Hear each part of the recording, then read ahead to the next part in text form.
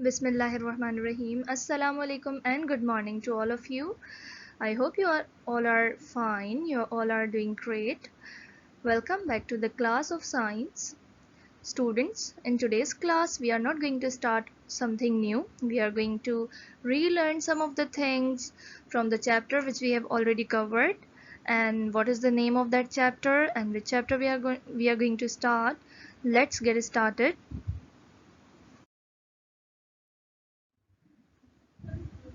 So the chapter which we are going to review in today's lecture, that is chapter How Animals Live. If you remember, this was our chapter number 3, okay, and it started on page number 12, I guess. So we are going to relearn this chapter. We are going to see some of the important lines from the book as well. So let's begin. As I told you many of the times when we were learning this chapter, I told you that there are some of the important processes of animals which we are going to learn in this chapter, and these are breathing, feeding, and movement. Our whole chapter revolves around these three processes, so we are going to discuss them one by one. So let's begin. Dear kids, the first important process is breathing, and here is the breathing in birds, reptiles, mammals. Remember one thing, the process of breathing is different in different animals. So if we talk about birds like pigeon or parrot, and reptiles like snakes, crocodiles, mammals like horse and human beings, they all respire through lungs. They respire through lungs. It means they absorb oxygen from air. They all are terrestrial and they absorb oxygen from air. Here is the page number 12 of your book on which your chapter starts. As I as I ask you in every lecture that underline the important lines, here I have underlined some of the important points, and these are: animals live everywhere on the earth. Every line is important, but some of the lines are having some of the concepts and some of the terminologies. Okay, so in second paragraph you can easily observe the most important and common functions are breathing, feeding, and movement, and these are the processes on which we have discussed good enough information in different lectures. Okay, so our chapter How Animals Live consists of three main processes, and these are breathing, feeding, and movement. Here in the heading you can see that breathing in animals. It means first of all we are going to learn about breathing. So as I told you that birds, reptiles, and mammals, they all respire through lungs. They all respire through lungs. If we talk about breathing, so what animals do? Animals take in oxygen and use it to get energy from food. Taking in oxygen and giving out carbon dioxide from the body is called breathing. Okay? And if we talk about the lungs, lungs are full of small tubes, and these tubes are called as blood vessels. Why? Because they carry the blood.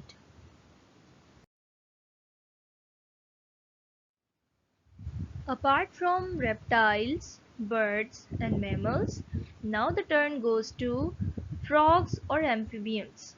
So here comes the breathing in frogs or amphibians. So amphibian is a group of animals that include frogs and toads. Okay, now frogs are amphibians, as I told you. They can live on both land and water. On land they breathe through their lungs, and underwater they breathe through their moist skin.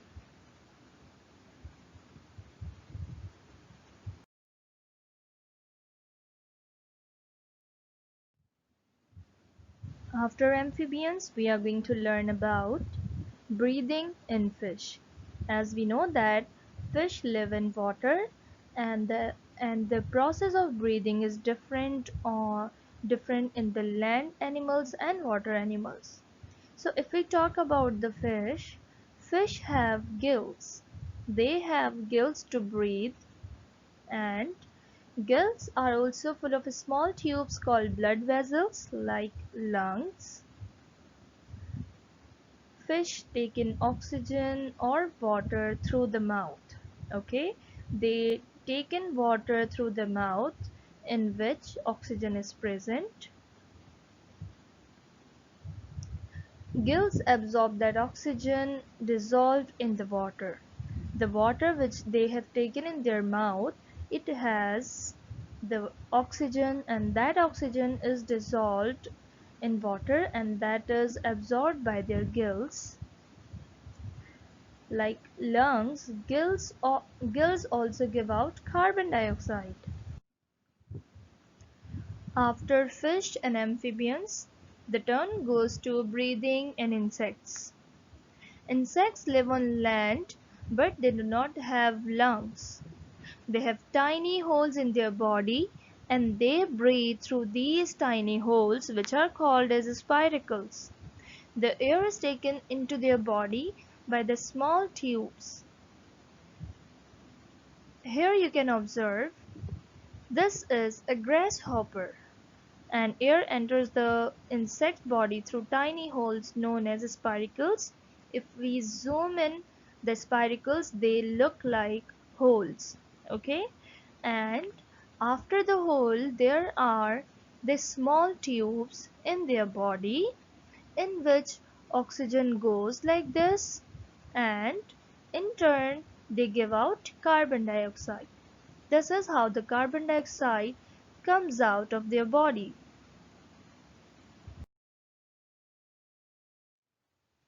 Here we have completed the first segment of our chapter so far, and the second segment is feeding in animals. If we talk about the feeding in animals, first we must know that what kind of process the feeding is. Feeding is a process by which animals obtain their food, and all animals need food to stay alive. So there are different feeding habits of different animals.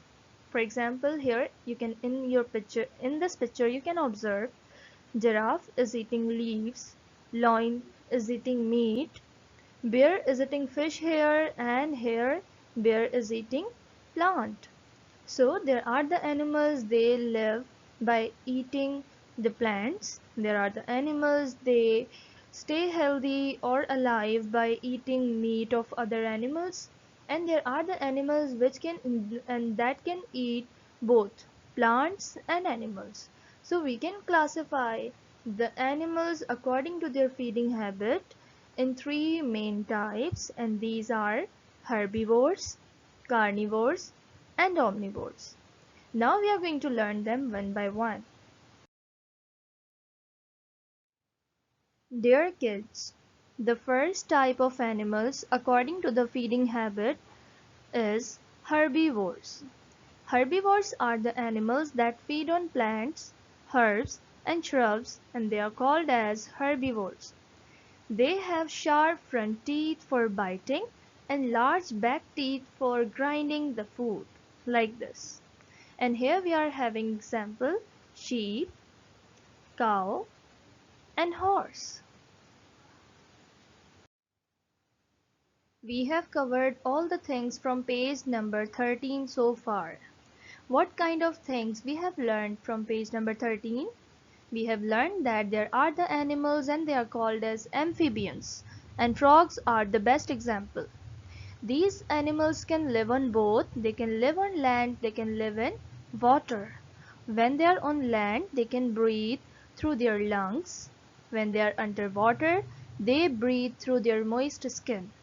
Apart from this, we have learned about fish. Fish and other water animals, they are having gills instead of lungs. And gills are capable to absorb oxygen from water. They can absorb oxygen that is dissolved in water. Apart from this, we have learned about insects, that insects have tiny holes in their body, in their abdomen, and they are called as spiracles. Okay, and after that we started our second segment of our chapter, that is feeding in animals. The first segment was breathing in animals. So up till here we have covered the breathing system in different animals. Now we are moving towards the feeding in animals, from which we have covered herbivores. If we talk about feeding in animals, I have told you what is feeding, what kind of process it is it, and different animals eat different types of food. Okay, and they are classified. Now animals that eat plants, they are called as herbivores. Okay, and there are some smaller herbivores such as rabbits, rats, and they, what do? They gnaw seeds and fruits, and they are called as rodents. They are having sharp front teeth and large back teeth for grinding. Now we are moving towards the next page, that is our page number 14. So we are going to start the information about carnivores from there. So let's start carnivores. Here are some general features of carnivores. The animals that eat or that feed on other animals, they are called as carnivores. They are having sharp pointed front teeth for tearing the flesh, and their back teeth are strong with sharp edges for chewing the flesh or bones. And the examples are lion, cat, dog. In this picture, you can observe the shape of their teeth. They are having sharp pointed front teeth. Okay, why? For tearing the flesh. And their back teeth are strong with sharp edges for chewing the flesh and bones. Now the best example we are having here, lion, tiger, cat, dog. After herbivores and carnivores, here comes the third type of animals according to their feeding, and these are omnivores. The animals that feed on both plants and animals, they are called as omnivores. They have different types of teeth that help them to eat both plants and flesh. Omnivorous birds like crow have sharp, pointed beak to help them eat a variety of food, and the examples are human beings, crow, mouse, bear.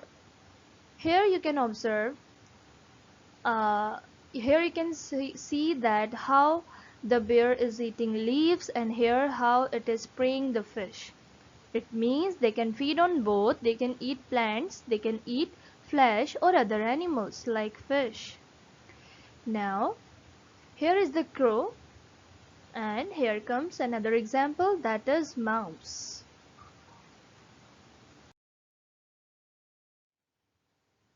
We have learned so far that there are three main categories of animals according to their feeding habit. The animals are divided into three main types, and these are herbivores, the plant-eating animals, the carnivores, the flesh-eating animals, and omnivores that can feed on both plants and other animals. This was the second segment of our chapter. Now we are moving towards the third main segment of our book, and that is movement in animals. After breathing and feeding, we are going towards movement in animals. What is movement? The act of moving from one place to another or changing the position is called movement. And why do animals move from one place to another? Why do they need to move from one place to another? Because animals move from one place to another place in search of food, shelter, or to escape from danger.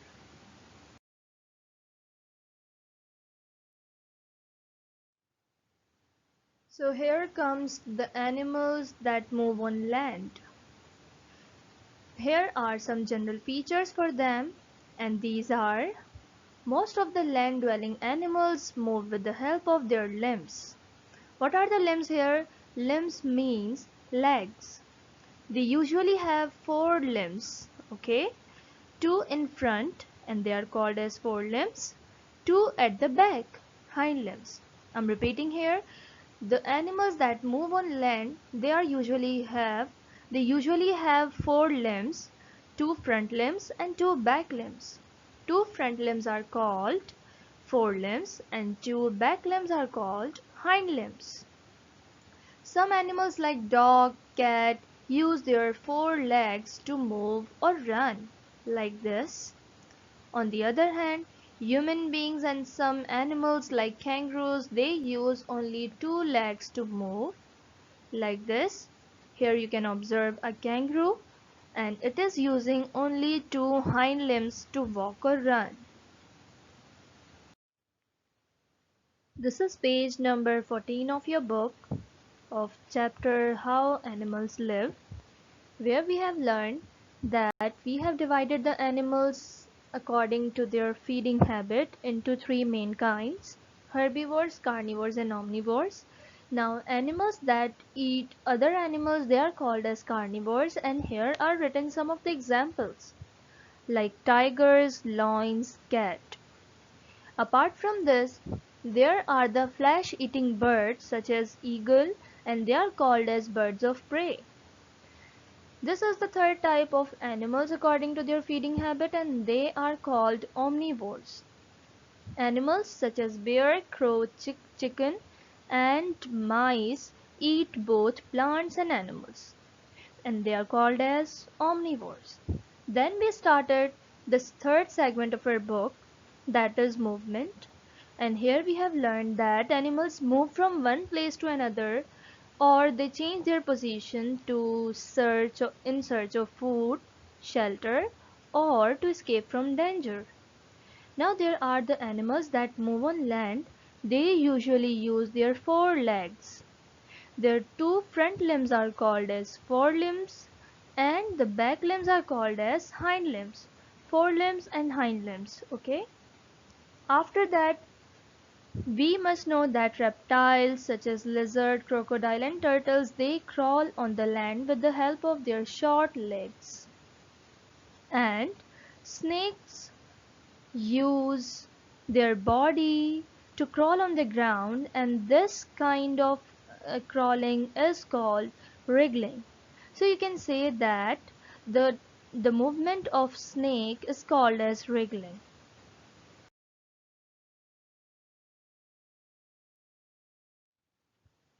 After the animals that move on land, here comes animals that move in water, and we know that fishes are the best example of water animals. Most of the water-dwelling animals are fish, as we know.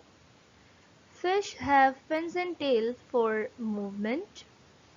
The spindle-shaped body of fish help them to swim, and a fish swims by pushing against the water with its fins and tails. After fish, here comes the animals that move in air, and they are birds. Most of the flying animals are birds. They fly with the help of their wings. Wings are covered with feathers. Here in the picture you can observe that how the wings are covered with feathers.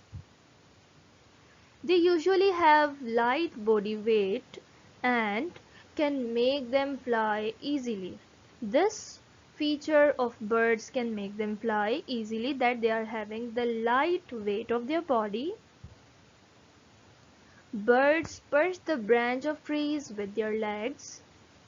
Their legs also help them out to walk or hop the ground. After the animals that move in water, the animals that move on land, or the animals that fly in the air or they move in the air, here comes the next part, that is movement in insects. Insects are found everywhere. Some of the insects live in water, some of the insects fly, some of the insects walk. So that is why we have kept their movement separately. Now, here are the general features of insects. Insects have 6 legs. How many legs? 6 legs they are having. Some insects walk on legs, such as cockroaches. Here you can observe how many legs are there. 1, 2, 3, 4, 5, 6. So cockroaches walk on their legs, and all the insects are having 6 legs. Some of them use their powerful hind legs to hop on the ground, such as grasshopper. Here you can see that how modified hind limbs they are having. Apart from this, most of the insects have wings to fly. Some flying insects have 4 wings like dragonfly. Here comes the picture of dragonfly where you can observe 4 wings, 1, 2, 3, 4, and some of them have 2 wings like housefly. Here you can observe this housefly is having only 2 wings. What are the main features? 6 legs. Some of the insects walk or run. Some of the insects fly with 4 wings. Some of the insects fly with 2 wings. What we have covered so far? We have covered moving in water, animals that move in water, and they are fish. They use their fins and tail to move in water or to swim in water. After that, we have learnt about the animals that move in air, and they are birds. Their wings are covered with feathers. One important thing comes here, that is, some birds have, such as ostrich and kiwi, they have weak wings or short wings and heavy weight of their body, so they cannot fly. Here you can observe that their wings are weak and they are having heavy weight, so they cannot fly. After this, we have learned about the insects. Insects have 6 legs, as we have learned. Different insects move by different means, and there are different animals like wasp and dragonfly. They have 4 wings, and housefly have 2 wings. When we talk about the movement, here comes a kind of term that is called as migration. It is moving long distance. The movement over long distance is called migration. Animals move in groups for large distances to find food and water or to breed. Breed means reproduction. Okay, and here comes some of the examples of migrant birds. Arctic tern is a kind of bird, or the name of the bird, that is champion of migration. Why it is known as champion of migration? Because they cover a distance of about 17,000 km during winter. And this is how Arctic tern look like. And here is another example of a bird, that is starling bird, and it looks like that, and quail, and it looks like this. Apart from birds, there are some of the mammals and insects. They also migrate. If we take the example of mammals, so we are having the type of mammal, that is whale. And if we talk about the insects, monarch butterflies are the migrant insects. So this is the last page of your book of chapter How Animals Live, on which migration is written. We have learned about migration. I told you that migration is moving a long distance, and we have kept some of the examples here, and these include the Arctic tern, that is the name of the bird, that is champion of migration. Apart from Arctic tern, there is another example, that is a starling bird and quail. Apart from birds, we have examples of mammals and insects as well. Here is written that monarch butterflies fly from Canada to Mexico during the winter. These are some of the important points from this chapter. Now this is the time to say goodbye to all of you, because we have learned this chapter in detail. We have covered 3 main processes of animals, and these are feeding, breathing, and movement. I hope you have got all of the things from lecture, and we have covered our book pages as well.